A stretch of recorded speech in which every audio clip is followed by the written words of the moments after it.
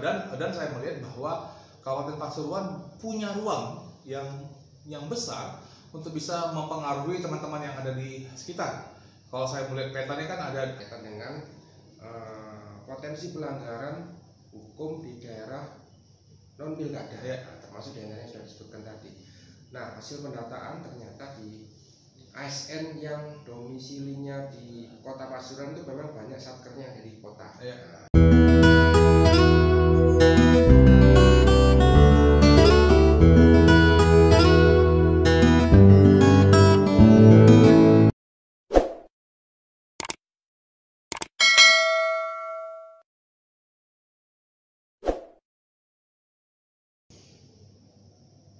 Assalamualaikum warahmatullahi wabarakatuh.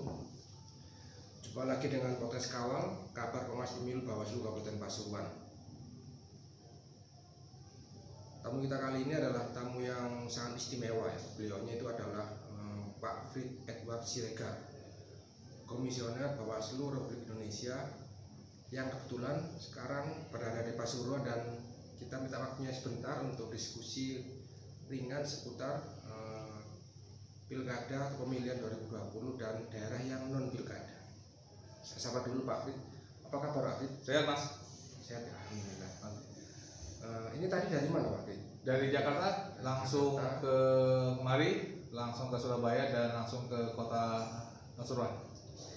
Memang jadwalnya padat, jadi memang kita culik sebentar nih Pak. Jadwalnya culik sebentar untuk kita berdiskusi soal pengawasan pemilu. Ya. Pak Frit, ini kan ini Kota Pasuruan pilkada. Ya. Kemudian kita yang di Kabupaten Pasuruan ini non pilkada. Ya. Kota Pasuruan ini di semua daerahnya dikelilingi oleh wilayah Kabupaten Pasuruan. Ya. Atau kita sebut sebagai daerah penyangga. Gitu. Ya. Mungkin ada hal-hal yang perlu menjadi penekanan kepada kami yang daerah non pilkada. Ya. Baik. Terima kasih Mas Ari, kawan-kawan sekalian, selamat mendengarkan podcast yang kita pada siang hari ini. Jadi perkenalkan, nama saya Frit Edward Siregar, yang merupakan suatu kehormatan bagi saya untuk bisa diajak ngobrol lah ya sama teman-teman Bawaslu Kabupaten Pasuruan. Jadi kalau kita melihat sebenarnya banyak yang dapat dilakukan oleh teman-teman di Bawaslu Kabupaten Pasuruan yang tidak pilkada. Mungkin satu yang bisa dilakukan, dan saya yakin mungkin sudah dilakukan, itu terkait dengan pemilih di tapal batas. Kan pasti mungkin banyak pemilih di daerah perbatasan kecamatan yang apakah dia itu merupakan penduduk dari Kabupaten Pasuruan ataupun dari Kota Pasuruan. Jadi maksud saya kerjasama untuk melihat daftar pemilih, untuk membersihkan daftar pemilih sehingga daftar pemilih yang akan kita miliki adalah yang akurat, itu kan perlu diajak berkonsultasi. Ya. Jadi saya rasa teman-teman Kota Pasuruan dan juga Bawaslu Kabupaten Pasuruan untuk saling bertemu untuk mengecek teman-teman yang di daerah perbatasan itu, sehingga tidak ada yang ataupun mungkin ada yang memiliki 2 KTP ataupun dia berdomisili di daerah kota tapi masih menjadi Kabupaten Pasuruan, untuk memastikan agar tidak ada penggunaan hak pilih. Itu satu. Yang kedua terkait dengan pengawasan di media sosial. Ya. Saya rasakan secara pertemanan, secara hubungan agak mirip-mirip antara kota dan kabupaten. Ya. Mungkin teman-teman di Bawaslu Kabupaten Pasuruan bisa melihat melakukan patroli di media sosial, bisa melihat apakah ada penggunaan hoax atau disinformasi yang terjadi, apakah ada iklan media sosial yang sudah dilakukan, atau juga ada pelanggaran netralitas ASN bagi teman-teman ya, baik yang pilkada ataupun yang tidak pilkada, atau bisa saja orang-orang yang merasa dia ASN adalah di Kabupaten Pasuruan, tapi dia berusaha untuk mensupport yang ada di Kota Pasuruan, itu kan juga merupakan pelanggaran netralitas ASN, karena dia seorang ASN itu melakukan dukungan kepada seorang calon kepala daerah. Dan kalau kita mengacu kepada Undang-Undang 5 2014 dan juga PP 53 dan PP 42 kan tidak ada pembatasan ASN tidak boleh mendukung yang bukan di daerahnya, bukan. ASN jelas tidak boleh melakukan dukungan kepada partai politik dimanapun dia berada. Itu yang kedua. Dan yang ketiga, saya bisa melihat bahwa terkait dengan potensi politik uang. Potensi politik uang bisa saja misalnya begini, seorang paslon bisa saja dia tidak melakukan pertemuan di Kota Pasuruan karena dia tahu di Kota Pasuruan itu banyak yang melihat lah, banyak melihat ada Panwaslu Camnya, ada PK. Jadi kalau ada pengumpulan mungkin mereka akan melakukan di luar Kota Surabaya, di luar Kota Pasuruan. Bisa saja dia merasa dia melakukan di Kabupaten Pasuruan, mungkin agak sedikit keluar, tapi itu masuk dalam wilayah Bawaslu Kabupaten Pasuruan. Dan itu kan bisa melihat bagaimana poin untuk seandainya ada informasi awal terkait dengan sebuah pertemuan, Bawaslu Kabupaten Pasuruan kan bisa melakukan investigasi awal, penelusuran terkait dengan informasi yang terjadi. Terus yang keempat, saya rasa Bawaslu Kabupaten Pasuruan bisa punya peran, misalnya melakukan kampanye mengenai di media sosial.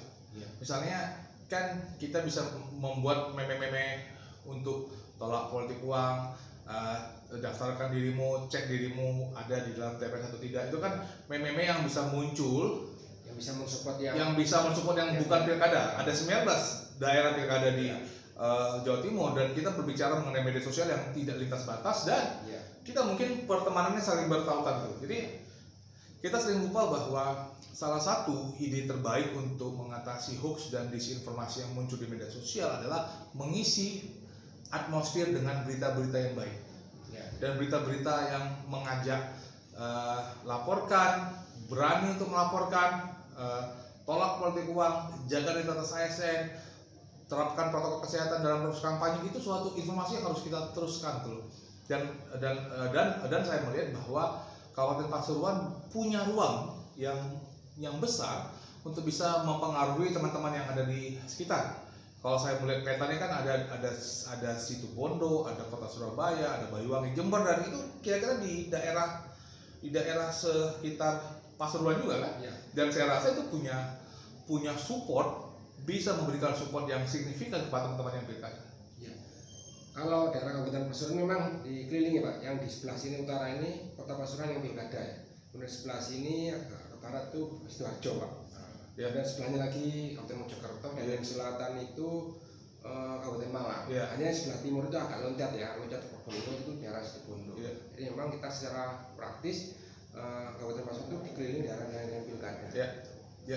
Dan informasi pencarian dari Pak nanti akan kita pertimbangkan dan kita diskusi. Dan sebelumnya memang kita pernah melakukan dengan Bawaslu Kota Pasuruan Pak, untuk melakukan kajian terbatas yang berkaitan dengan potensi pelanggaran hukum di daerah non pilkada, termasuk daerah yang sudah disebutkan tadi.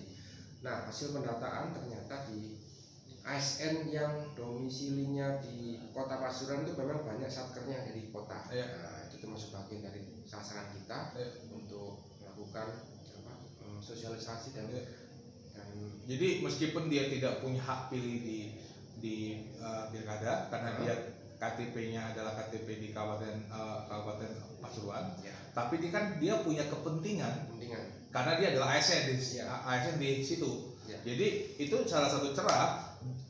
Maksudnya ini jangan sampai muncul sebuah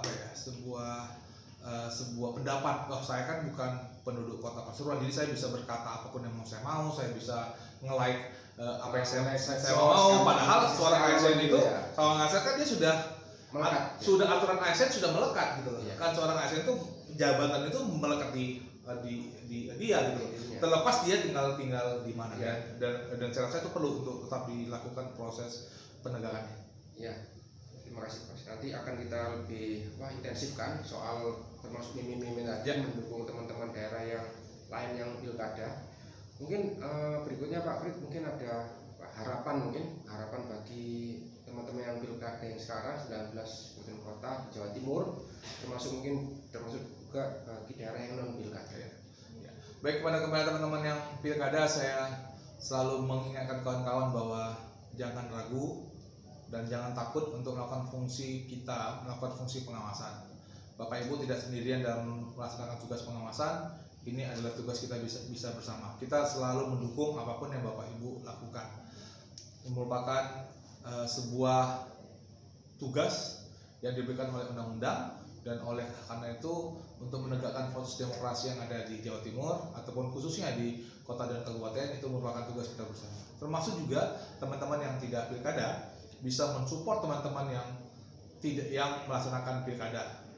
Jelas merupakan sebuah tugas yang lumayan berat untuk melaksanakan pilkada pada tahun 2020 dengan segala perubahan, dengan suasana pandemi yang kita lakukan, dan di situ dimana kita sebagai sesama pengawas pemilu, badan pengawas pemilu baik untuk kabupaten kota baik yang pilkada ataupun untuk tidak pilkada, untuk saling mensupport satu sama lain sehingga keadilan pemilu yang kita inginkan itu dapat terwujudkan di Jawa Timur. Baik, Pak Kris, terima kasih.